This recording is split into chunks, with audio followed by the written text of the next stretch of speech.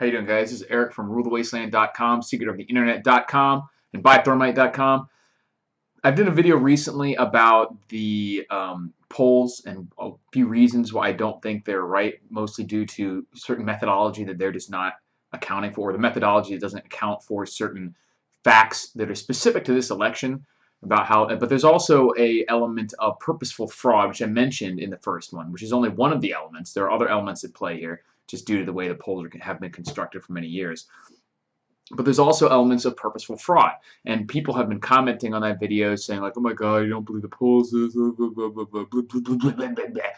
and yeah, ridiculousness. One of the things that they've made, I wanted to go into a few of those points here, but we've seen plenty of evidence come out, especially within the past few days, even since I've made that video, of purposeful oversampling by the people, by Hillary Clinton's campaign, by people who are associated with it, people who are just friendly to it. WikiLeaks has done an excellent job of exposing a lot of this stuff. We've seen them, emails have come out with them specifically referring to how they're going to oversample, even using the words oversampling, talking about ways they can sample more Hispanics, count them as white or whatever, just to skew the numbers, or purposely oversampling Democrats. One of the things, so we know that they're doing this. We absolutely know that they're doing this. It's not just a hunch. It came from their own mouth. We've seen evidence of it by CNN when they release their numbers. We see evidence that the campaign is pushing for this to happen. They're referring to certain media outlets as friendly. They directly pay people who work or own certain polling companies. Like, there absolutely is an element of purposeful deception here with these polls. Now, there is also the element of the where how there isn't really the same number of Democrats and Republicans registered. People keep mentioning this as if it's some big thing.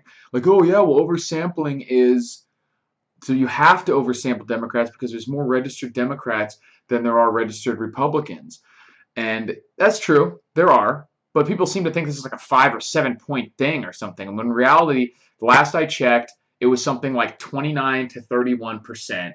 So 31% of the registered voters are Democrats, 29% are Republicans. So 2 points there, possibly. But also, there's a lot of evidence. The general understanding is that more independents lead Republican than lead Democrat.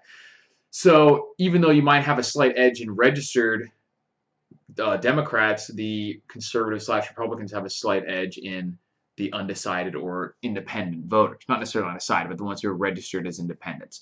So there's not necessarily of an advantage when it comes to voting. But even if you want to go that route, the numbers, it's like 2 points. And these are oversampling by massive amounts, much more than that, 5, 7, 10 points, maybe even more sometimes. I've got an image here I'll post up on the screen showing exactly how skewed these polls are.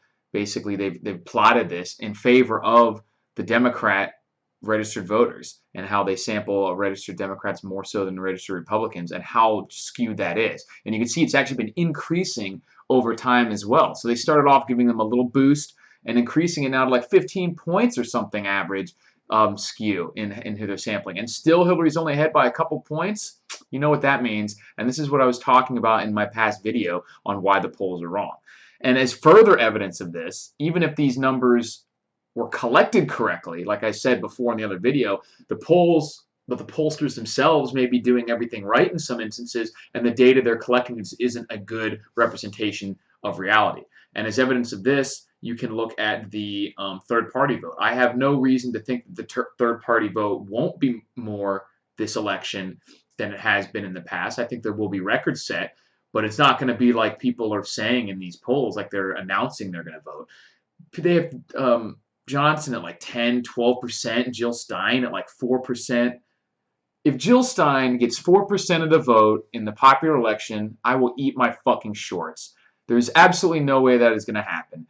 In 2012, she got less than half of 1% of the national vote, 0.36% or something to be exact. There's absolutely no way she's going to get 4% of the entire country's votes come election day, November 8th. There is absolutely no way.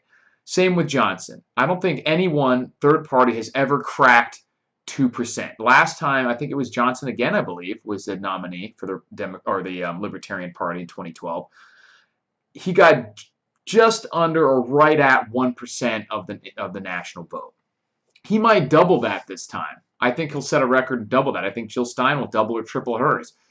But they're not going to approach anywhere near the numbers that people are saying in these polls. So what does that mean? It means either the polls are being done improperly, which I don't think in this instance they necessarily are, or people are lying or just misleading about what they're actually going to do. They're not stating their true intentions, which I think is the fact. I don't think that is how people are going to vote, which means that all these people, which many of these polls are showing something anywhere between 10 and 15% of the national vote going third party, I think a vast majority of that vote is either not going to happen. These people aren't actually going to go vote. They're just saying who they support. It's one thing, and I mentioned this in the past video, it's one thing to say, this is who I support. It's quite another to actually go change your day, go through the hassle to go actually make this vote. That most of these people, they know they're not going to win.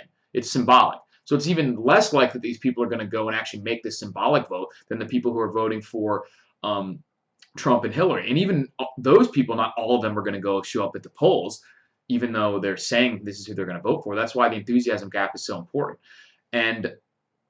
But some of these people, some of that 10 to 15% that say that are announcing right now in the polls that they're going to vote third party, some of those are actually not going to vote third party. They're either going to revert back and vote for Trump or Hillary. And I think much more of them will vote for Trump.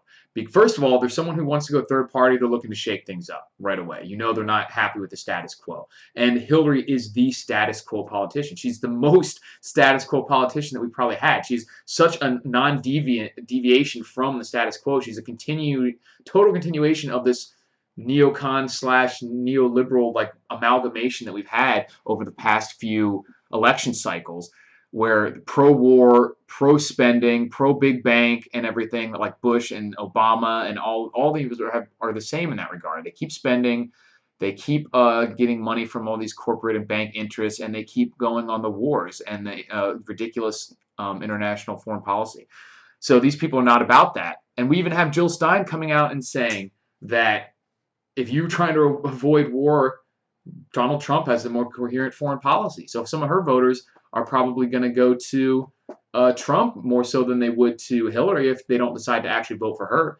And also we have Johnson and libertarian people and the Green Party supporters are probably much more liberal on things like drug policy. And we have Hillary Clinton in her secret meetings when the transcripts finally came out saying she's against marijuana legalization in every sense. And we have Trump coming out and saying that while he doesn't think that, or he doesn't like it, he is going to decriminalize it on a federal level and leave it up to, and nationally make medical marijuana legal, which is big, and then leave the rest up to the states, which is awesome. And that's a policy that a lot of these people support, the people who are Ron Paul supporters, Johnson, Stein supporters. So I definitely think that a huge percentage of this 10 or 8 to 15% or whatever shows up in these various polls as going third party, that's not going to happen. About half of it's going to go to the conventional candidates, probably most of it to Trump, in my opinion, and the rest of it is just not going to show up. So of the whatever percentage that actually does end up voting, I think much more of them are going to go to Trump. And when you have evidence that they're oversampling anyway, you have evidence of this third-party vote that's not really going to go down the way it is or the way the polls are showing. And like I said, there is absolutely no way that Jill Stein is going to get 4% of the vote. She got less than, or just right around 500,000 votes last time. Well under 0.5%, just over 1/3 of 1%. There's absolutely no way that the next election she's going to get 15 or 13 or whatever, how many times that, you know what I mean? It's just not going to happen. It's just not going to fucking happen. She's not going to get 10 times the vote next time. And same with Johnson. They may double, they may even triple, but they're not coming close anywhere near to the percentages that are actually showing in the polls right now. So check out the WikiLeaks stuff. Read up on what the actual difference is between the registered Democrats, registered Republicans. It's not this huge gap. There is slightly more. And also look at the primary results. We have this professor who's come out and said that based on his model, which has correctly predicted, even in a back testing, because he wasn't alive in 1912 or whatever, but his model, if you use his model and collect the data from back then, it correctly predicts the winner of every election, of every presidential election since 1912. And he's saying that there's a 97% chance, or he has said early on in the season that there's a 97% chance of a Trump victory, and I think now he's putting it to like 85 or 87%. and he has yet to be wrong in a presidential election. And they're showing close polls right now with all these elements in play. I think it's going to be a blowout, at least with the popular vote. Obviously, I think there is fraud, and I think that's going to make the Electoral College vote a little closer because they're going to focus that fraud in areas where the vote is close anyway. There's no point for them to try and go and swing the election in Alabama or something like that. But they're going to go to the Ohio's, the Pennsylvanias. I think Florida's even too much in the bag for Trump for them to be able to affect it with fraud there. But like the Pennsylvanias, maybe the South Carolinas, and certainly the like Ohio's and things like that. But I think they're way behind and they know it.